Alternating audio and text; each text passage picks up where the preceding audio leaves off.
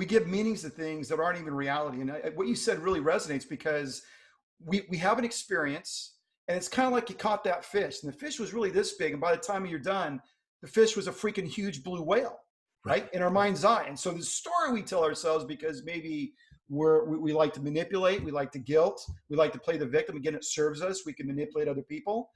And then this story just becomes this, it's like the size of the universe, right? In our head. Yeah, and we give absolutely. meanings to things. I was watching this one app, and these people will come on. They'll say, "It's the end of the world. He left me. I'm a single mom. Woe is me."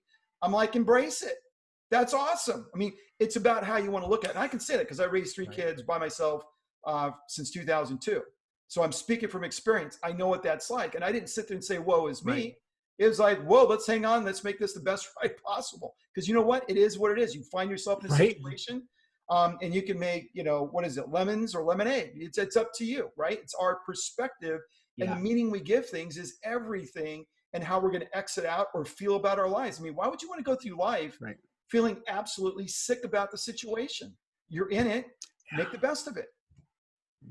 Tony Robbins, he said something. There's something that was really interesting. One of the people in the audience at one of his events was saying, I don't like my father. I hate my father.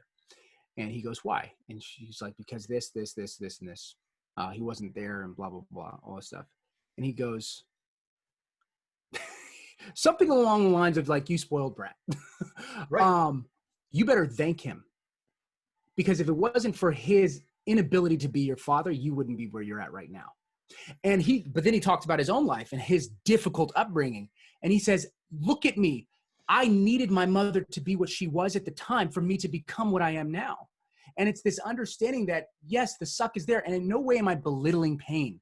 But what I am saying is that whether it's belittled or magnified, you have an option of what to do with it. You have an option of how to see it. You have that option. You do. No matter what, you have that option. Now, maybe you don't have the tools or the skill set, but if you're at least listening to this, that means that you're aware of something, right? And so what happens is that you're like, okay, if I just change my perspective, maybe this can be an asset. Maybe this can build me up. Maybe this can get me to the next level. Or maybe it builds me up in a way that's not right. Maybe it gets me to the point where I'm chasing after money. But hopefully that gets you to another platform where maybe you can then transfer to the other space. So we have to understand that our situations and our circumstances are what they are. Just like you said, they are what they are. How do I make something out of it? What is the issue? I can woe is me forever. Now, granted, I get a dopamine hit when I complain. I get a little bit of a high when somebody feels pity for me because I get the best of both worlds. One is I get to say that I'm right because everything doesn't work for me and nothing's working for me. And I don't have the responsibility to act because it's not my fault. So I get pity, I get to be right, and I don't have to do anything. Obviously, there's a win. There's a win in a sucky life. There's a win. There's something that we're always doing everything for a win. If a person's saying, why am I not successful? You like to sleep. Like there's a win in it. And so if we can step back and say, is this win worth it?